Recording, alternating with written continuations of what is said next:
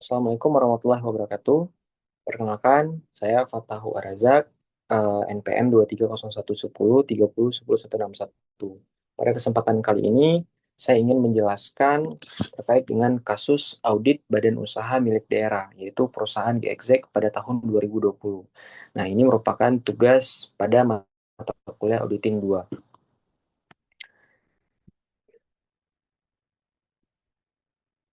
Nah, latar belakang kasus, perusahaan BUMD GXZ ini adalah perusahaan yang dikelola oleh pemerintah provinsi, sehingga dia dikategorikan sebagai badan usaha milik daerah.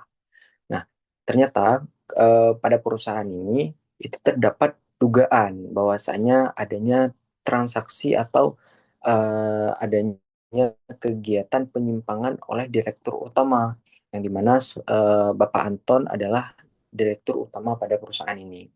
Nah, temuannya adalah tunggakan biaya doxing, kemudian juga pungli dan kebocoran pendapatan free kontak. Ini sehingga mengakibatkan kerugian pada perusahaannya sendiri dan juga tentunya kepada negara.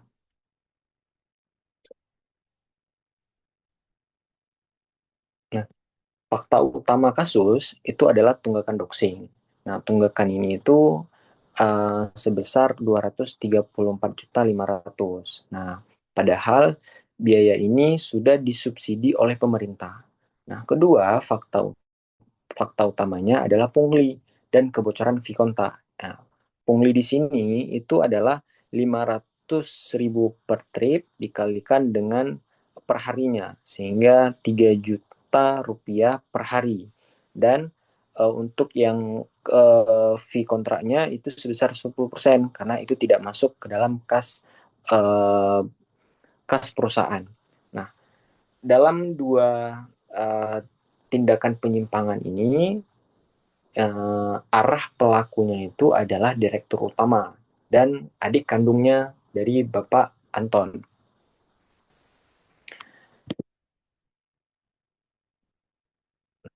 Langsung kita masuk ke dalam pertanyaannya. Apakah indikasi ketidakwajaran dalam kasus tersebut? Atau adakah indikasi yang terdapat pada kasus yang sedang dibahas? Jawabannya adalah terdapat, yaitu pertama adalah dana subsidi tidak digunakan sesuai tujuan. Nah, jadi kan eh, tunggakan biaya doxing ini yaitu sebesar 234.500 itu adalah biaya kepada dok perkapalan MC. Nah, biaya tersebut sebenarnya sudah dibiayai oleh subsidi pemerintah melalui Satker Perhubungan Darat Provinsi ABC. Nah, artinya dan itu sudah diterima, namun tidak digunakan sebagaimana mestinya. Kedua, adanya praktik pungutan liar oleh saudara kandung direktur utama yang meminta uang setiap kali kapal beroperasi. Nah, ini menunjukkan adanya penyalahgunaan jabatan dan sistem pengawasan yang lemah. Nah, yang ketiga, adanya temuan kebocoran pendapatan dari Vikonta yang seharusnya masuk ke kas perusahaan, namun tidak tercatat. Jelas ini merupakan bentuk manipulasi atau penggelapan dana perusahaan.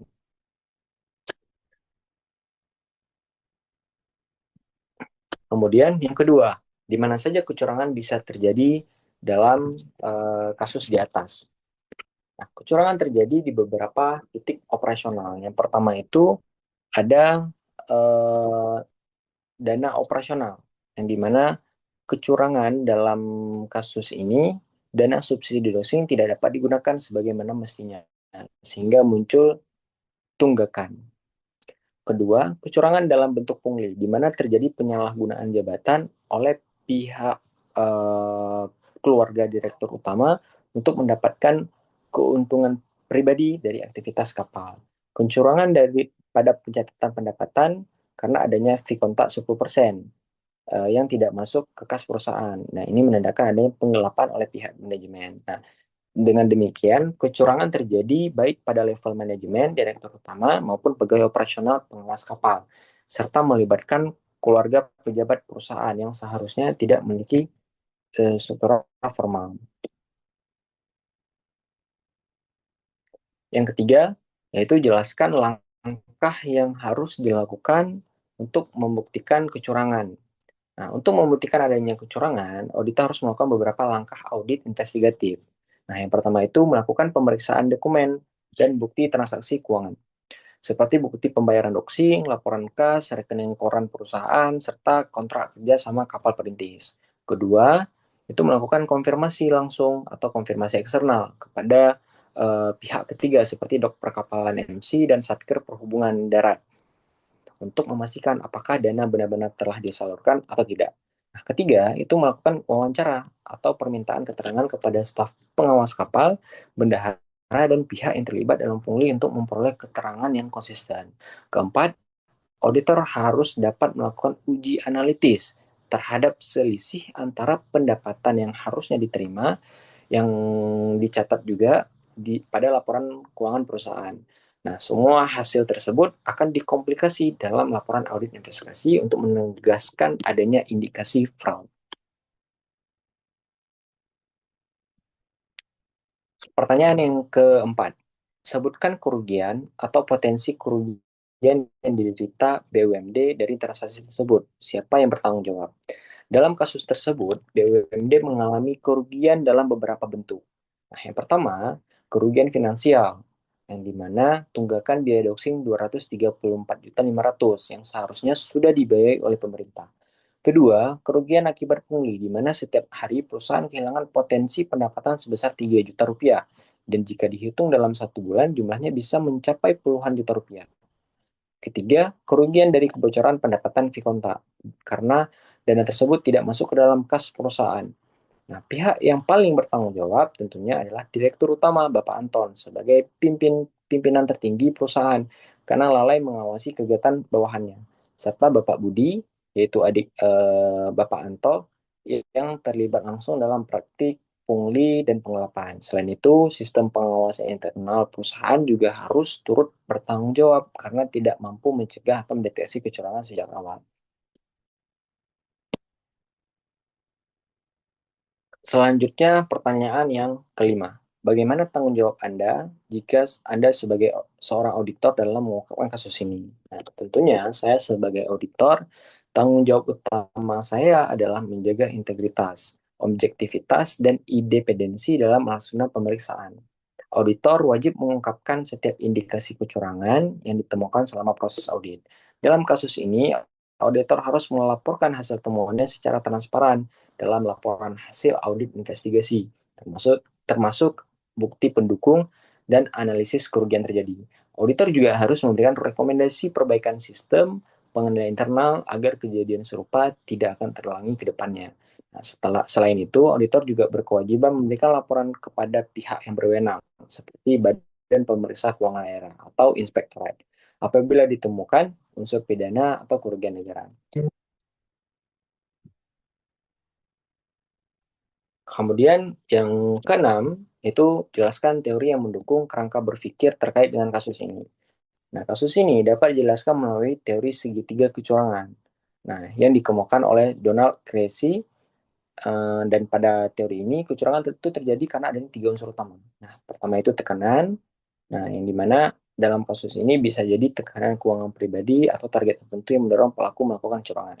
Yang kedua adalah opportunity atau kesempatan, yang dimana lemahnya sistem pengawasan internal dan kepercayaan berlebihan kepada pimpinan sehingga memberikan peluang besar bagi pelaku untuk melakukan penyimpangan. Yang ketiga adalah rasionalisasi. Pelaku mungkin merasa tindakannya wajar atau akan diganti nanti sehingga menganggap kecurangan sebagai hal yang bisa diterima. Selain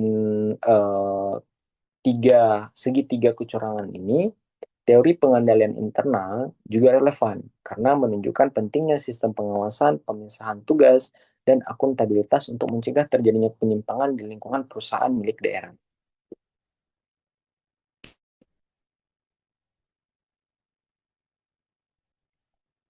Nah, kemudian Pak, di sini adanya analisis auditor, di mana bukti kecurangan itu ditemukan di area utama, di tiga area utama, yaitu operasional, keuangan, dan manajemen. Nah, indikasi fraud sistematik akibat lemahnya kontrol internal, dan dibutuhkan audit lanjutan dan reformasi struktur pengawasan. Kemudian apa rekomendasi yang bisa dilakukan atau pencegahan? Nah, yang pertama itu adalah kita harus memperkuat sistem pengawasan internal atau internal control. Nah, kemudian yang kedua adalah pemisahan fungsi keuangan dan operasional. Yang ketiga, kita melakukan audit secara berkala dan pelatihan etika kerja. Dan yang terakhir, kita ada menerapkan whistleblowing system.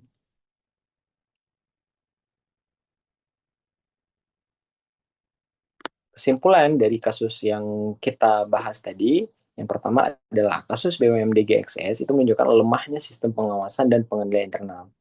Kecurangan terjadi karena kombinasi tekanan kesempatan dan rasionalisasi atau tiga unsur kecurangan. Nah, auditor itu berperan penting dalam mendeteksi serta melaporkan indikasi fraud dengan tetap menjaga integritas dan independensi. Nah, kemudian terakhir diperlukan perbaikan sistem tata kelola perusahaan atau good corporate governance agar kejadian serupa tidak terulangi. Mungkin cukup sekian presentasi dari saya. Lebih dan kurang saya mohon maaf. Saya akhiri. Assalamualaikum warahmatullahi wabarakatuh.